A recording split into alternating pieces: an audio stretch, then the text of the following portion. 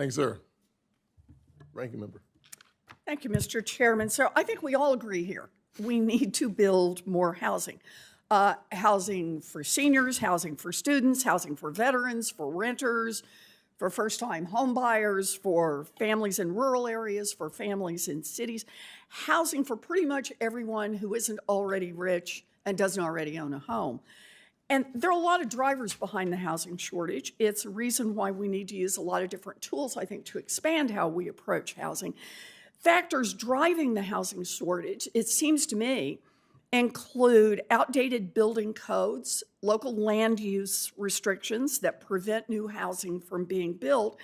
For example, according to one estimate, it's illegal to build apartments, townhomes, or anything but single-family detached homes on 3/4 of the residential land in cities and suburbs across America. So, Dr. Glazer, just help us understand at a little bit more granular level.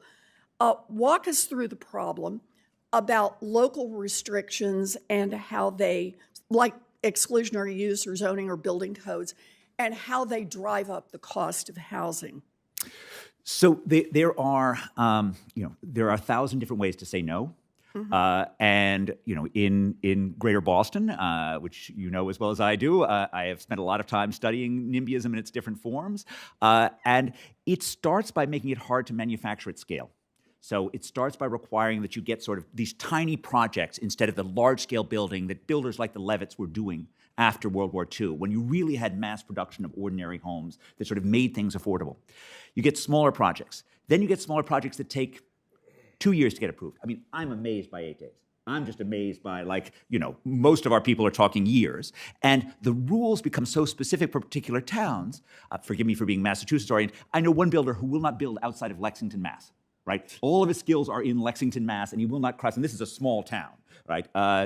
And just in general, just the difficulty of moving anything. Now, in Massachusetts, we do have a tradition of a state override. I mean, we have Massachusetts Chapter 40B, which allows an override for certain types of affordable housing projects. The last thing I would say is that 40B is the right model for other states, but it is a model that has been helpful in Massachusetts. And so this tradition of sort of fighting back and forth between state and local is a really important thing. Okay, I think that's a really important thing to focus on, where the problem lies. And look, our job is not to tell local governments what to do, but we do have a responsibility to be a good partner to communities that actually want to build more housing and more housing that we need.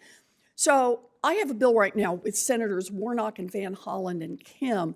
It's called the American Housing and Economic Mobility Act, and it creates a competitive grant program. So it's the carrot end of the spectrum, and says that if a community will lower the cost of housing and actually produce more housing, then we'll put money on the table for other costs that come along with that. You can use it to build new elementary schools or new roads that you may need, or a new sewage plant that you may need, all of it supporting this housing.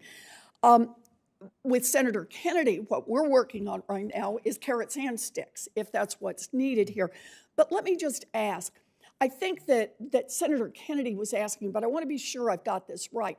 Dr. Glazer, do you think that's a way to expand supply?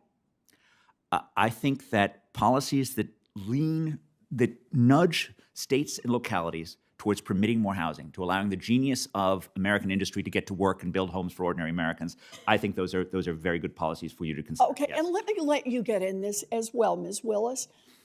Do you think that this is a way to be able to expand supply?